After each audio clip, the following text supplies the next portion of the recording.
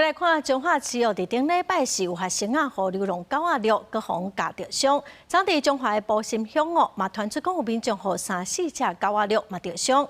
消防署是表示講會隨派人去了解，嘛來評估講看敢要拜託清潔隊去掠狗仔。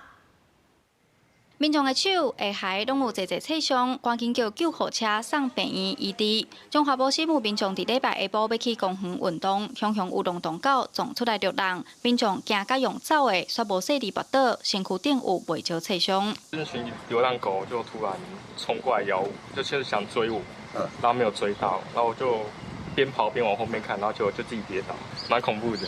因為被狗追跌倒，造成下巴跟右手擦傷。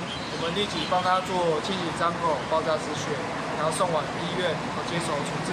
民眾互狗仔虐，着驚跋倒着傷，加在附近有其他民眾鬥相共，敲電話叫救護車。民眾就講，這附近上無有7、8隻流浪狗，平常時有人固定來這裡飼狗，而且發現狗仔流浪的公園邊啊，就是國校，就驚會有公共安全的顧慮。每天都會有一台白色的車去那裡餵他們吃東西，不要再餵那群流浪狗了，因為會讓他們認為公園就是他們的地盤，這樣讓我們去運動的人都覺得提心吊膽。這些狗超多隻了，有時候7、8隻以上，無縫國小又在旁邊而已，血統安全問題，所以一定要注意。彰化市頂禮拜四才發現狗仔流浪，甲人咬着傷的意外。禮拜佇埔心閣傳出民眾互狗仔虐甲跋倒着傷。消防署表示，拜一會派人去埔心了解狀況。目前針對有民眾咧飼狗仔的行為，並無違法，敢來當可控。另外，經過評估，若有需要，會請當地清潔隊適當掠狗。記者楊淑晴。